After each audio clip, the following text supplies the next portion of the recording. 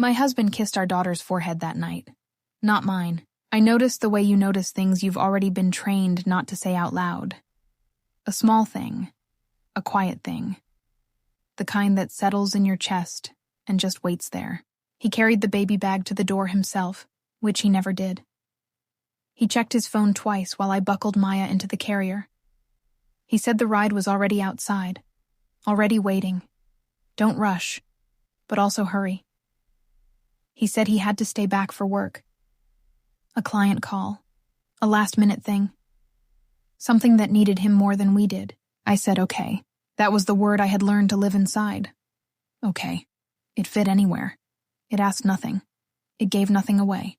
The driver was a quiet man in his 60s who smelled faintly of coffee and didn't try to make conversation, which I was grateful for. Maya fell asleep before we even left our block. Her small mouth open, one fist pressed against her cheek the way she always slept. I watched her and tried to let that be enough. My sister Claire lived 40 minutes north of us, in a neighborhood with wide front porches and old maple trees. I had been looking forward to this visit for 2 weeks. A few days away. Some breathing room. She had a guest room with a window that faced the backyard, and she made coffee strong enough to feel like an occasion, and she never asked questions I wasn't ready to answer. That was the plan. The car turned south. I noticed after about 10 minutes. I know that drive. I've taken it 100 times. The highway exchanges north. The water tower on Route 12 is a landmark I've used since I was a teenager. We passed it going the wrong direction. I leaned forward. Excuse me, I think the address might be wrong. The driver glanced at his phone on the dash. He read me the address. I didn't recognize it. That's not where I'm going, I said. He showed me the screen. That's what was entered, he said.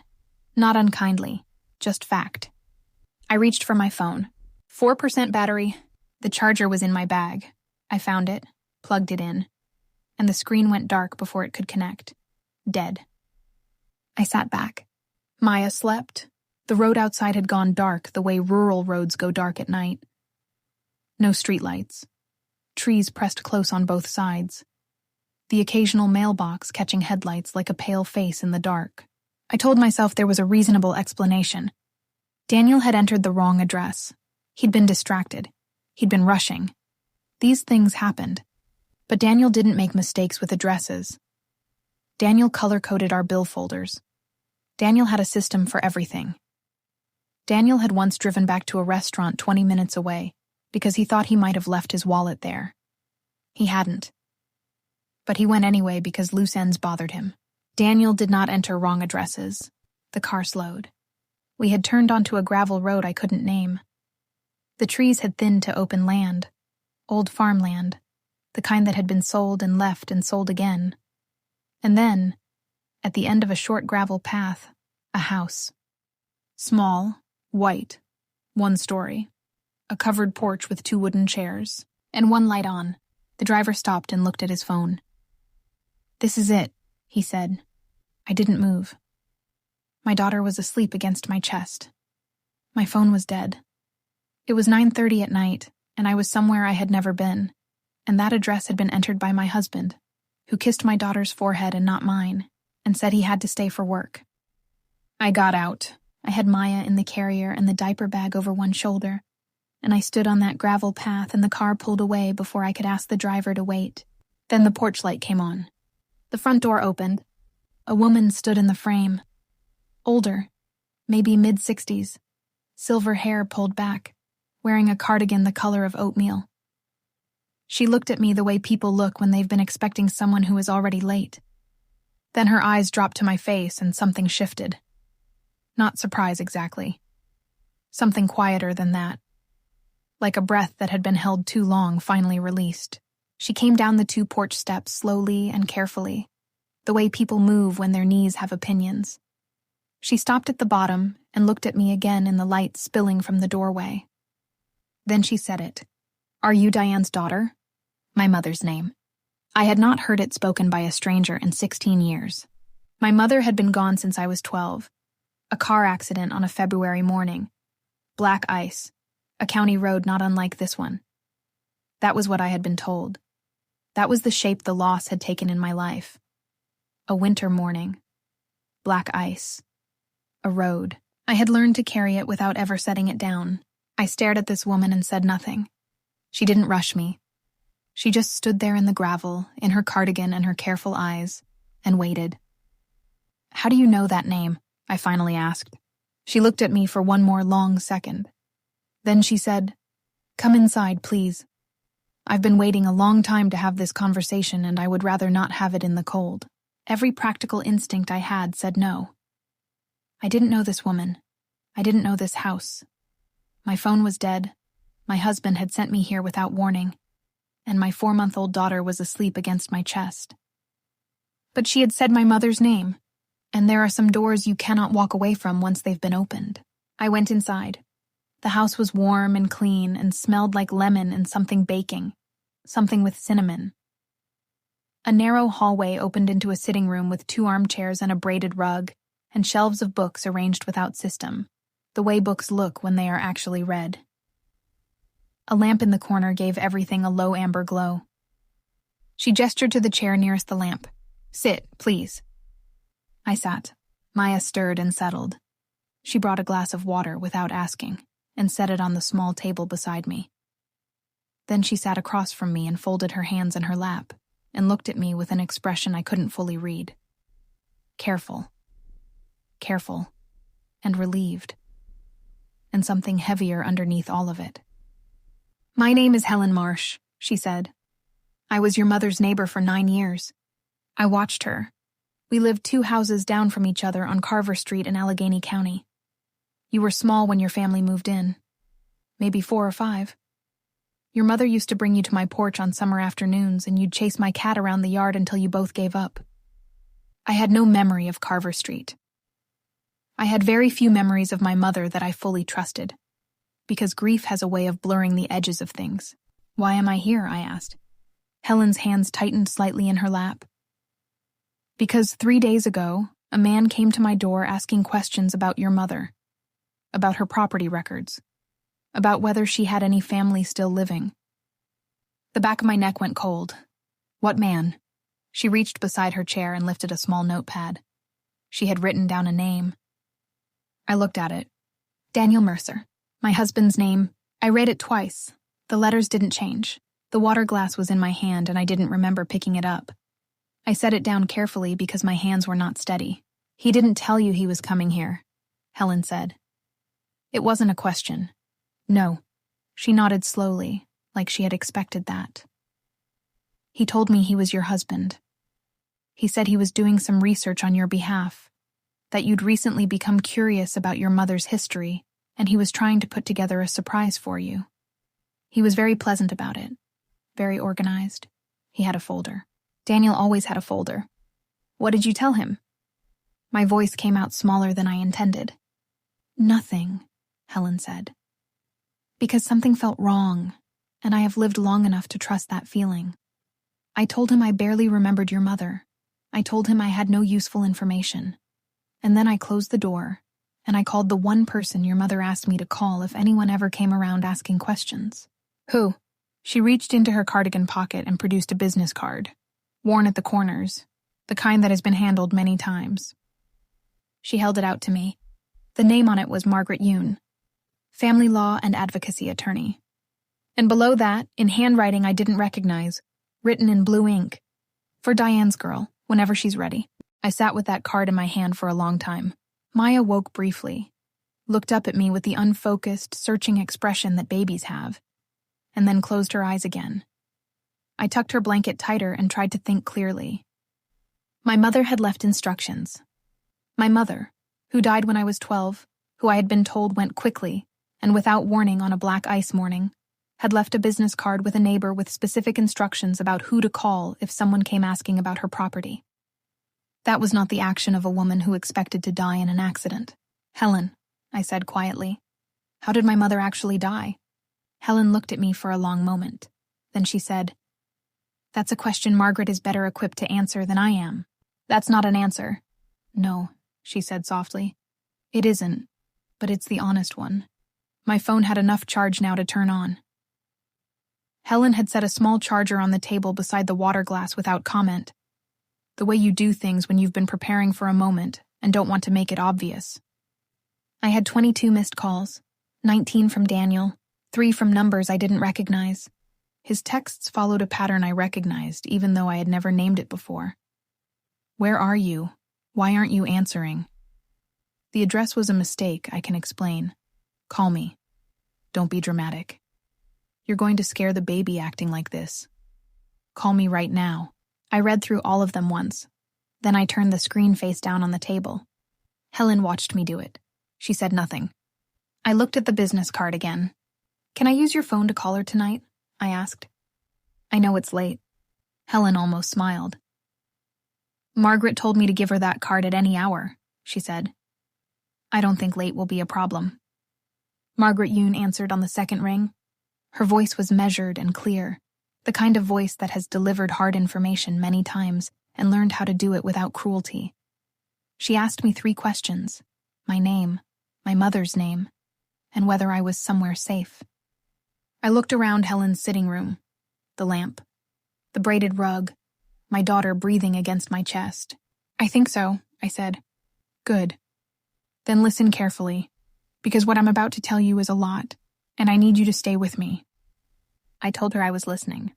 She told me that my mother had come to her office when I was 10 years old, that she had come alone, and she had come frightened, and she had come with documents, bank records, property records, a deed to 40 acres of land in western Pennsylvania that had belonged to my mother's grandmother and had passed to my mother upon her grandmother's death. The land had been appraised at very little when my mother inherited it. Rural, undeveloped, no utilities, worth almost nothing on paper. But my mother had received a letter from a development company, an inquiry, an interest, and she had understood even then that what seemed like nothing might one day be something. She had wanted to protect it. She had wanted to make sure that if anything ever happened to her, that land would go to me. Not to her husband, not to anyone else. To me. After your mother passed, Margaret said, the estate went through probate. Her husband at the time, a man named Robert Pratt, claimed everything. The land transfer your mother had started was contested. You were a minor in foster care with no legal advocate, and it took years. On paper, it looked like Robert had won the claim. I waited. On paper, Margaret said again. That's the important part. Because your mother was very careful. She had left one document with me directly, signed, witnessed, separate from everything else in probate. A transfer of beneficial interest, directly to you, by name. Robert never knew it existed. I could not speak for a moment. That land is yours, Margaret said. It has been legally yours for 24 years, and the reason this matters tonight is that 14 months ago, a logistics company filed a development application in that county. Distribution infrastructure, warehouses, land values in that corridor have increased significantly. How significantly? I asked. She told me the number. I set my hand flat on my knee to stop it from shaking. Helen was watching me from across the room. Her expression hadn't changed. She had known. She had known all of this, or enough of it, and she had been sitting on it for 3 days since Daniel came to her door, and she had waited, and she had left the porch light on. Daniel knew, I said to Margaret. He had researched the land. That's what I suspected when Helen called me, Margaret said. Has he asked you about your mother recently? Over the past year, yes. Casually. The way you work something into conversation when you want the answer to seem unimportant. I need you to do something for me tonight, Margaret said. Stay where you are. Don't go home. And please don't tell Daniel where you are. For the first time since the car turned south, I felt something sharper than fear. I felt clear. Helen made tea and heated soup and didn't ask me to talk. That was one of the great kindnesses of that night. She simply moved around her kitchen with the unhurried ease of a woman who understood that some things take time to settle, and that the most useful thing you can do while they settle is make sure nobody is hungry or cold. I fed Maya. I changed her. I sat in the armchair and drank soup from a mug and let myself be still. At some point, Helen sat back down across from me and said, Your mother used to say something that I've thought about many times since she was gone. What did she say? She said the hardest thing about being in a difficult situation isn't the situation itself. It's convincing yourself that you are allowed to leave it. The room was quiet. I looked down at Maya. She also said, Helen continued, that she hoped she was raising a daughter who would leave faster than she did. I pressed my lips together hard. She loved you very much, Helen said simply. Whatever the rest of this looks like, and it is going to be complicated, and there will be hard days, I want you to know that the very first thing she thought about was you. In the morning, Margaret drove out herself. She was in her early 50s, compact and direct, with reading glasses pushed up on her head and a bag that clinked with folders when she set it on Helen's kitchen table. She shook my hand firmly and looked at Maya and said, "She doing okay?" I said yes. "Good," she said. "Let's get to work." She walked me through everything. The original deed, the beneficial transfer document, the development corridor maps, the current land valuation. She explained what the legal process would look like, what Daniel's knowledge of the situation meant, and what my options were. She also said something I needed to hear in plain, direct language. What your husband did, sending you to an unknown address at night with an infant, may have been intended to intercept this conversation before you could have it, to keep you off balance, or both. I don't know his full intent, but I know the pattern. And I want you to understand that you have choices here that you did not have yesterday. What do you mean? I asked. She looked at me steadily. You have an asset, Sara. A real one. Which means you have real options. Legal options. Financial options. The ability to stand on ground that is genuinely yours. That changes everything.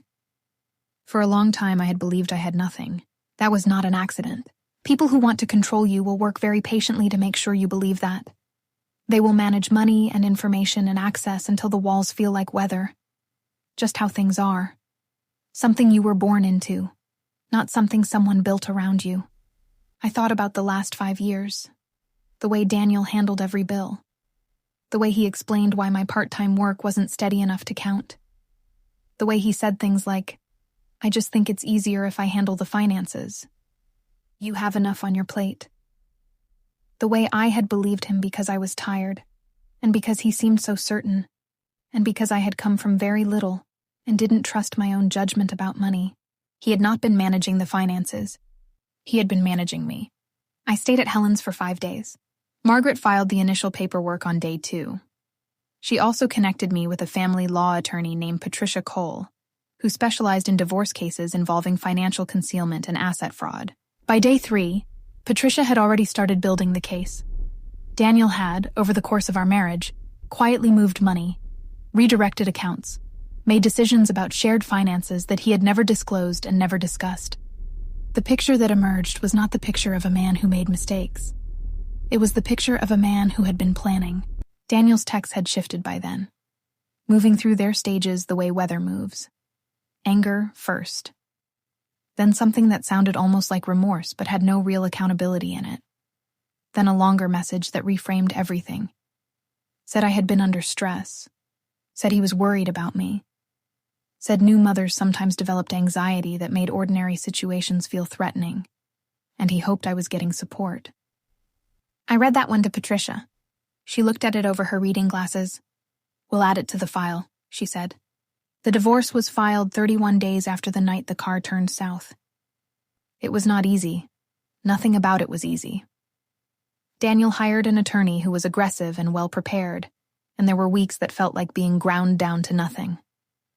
There were nights I lay in my sister Claire's guest room staring at the ceiling and wondering if I had the stamina for it. But I had Margaret on the land claim. I had Patricia on the divorce. I had financial records that told a story Daniel could not talk his way out of. And I had a document my mother had signed 24 years ago that nobody had ever managed to erase. The land settlement was finalized 4 months after that night on the gravel path. The property, 40 acres that had once been worth almost nothing, was legally, entirely, unambiguously mine. The development deal was in early stages but moving forward. Margaret said I would be financially stable within the year. Genuinely stable, the kind of stable I had never been in my adult life. The divorce was finalized 2 months after that. The judge cited a pattern of financial coercion and concealment. Daniel was ordered to repay a significant portion of the marital funds he had redirected. He received no claim to any property or asset in my name. He did not get what he had come looking for.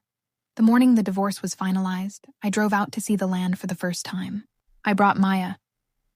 I buckled her into her car seat and I drove 2 hours west, and I turned down a gravel road that I had looked up on a map but had never traveled, and I parked at the edge of a field, and I got out.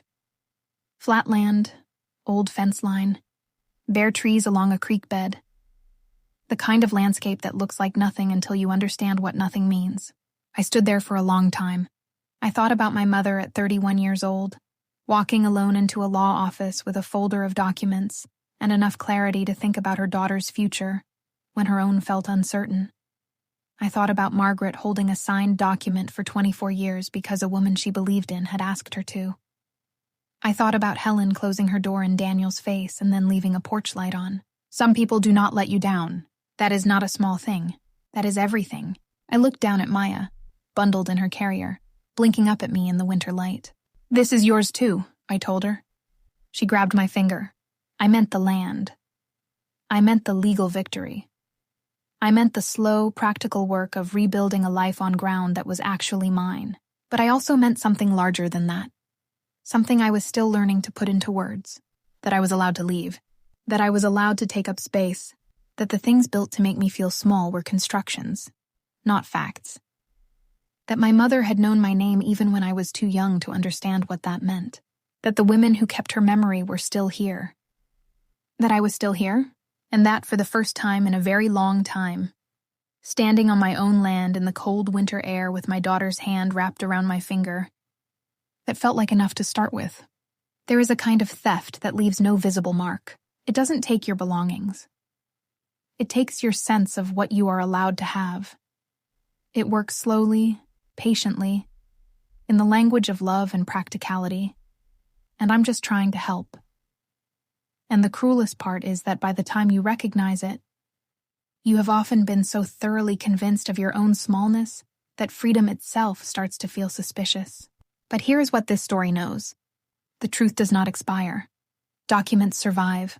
Promises survive. The people who loved you and quietly prepared for your future, they survive in the things they left behind. And sometimes, on a dark road you didn't choose, at the end of a journey your husband planned for reasons he never shared, a porch light comes on, not because the world is fair, but because somewhere someone kept it burning for you. Thank you for watching Velyra Payback. If this story stayed with you, share it with someone who needs to hear it today. New stories every week, because every woman deserves to know she is not alone.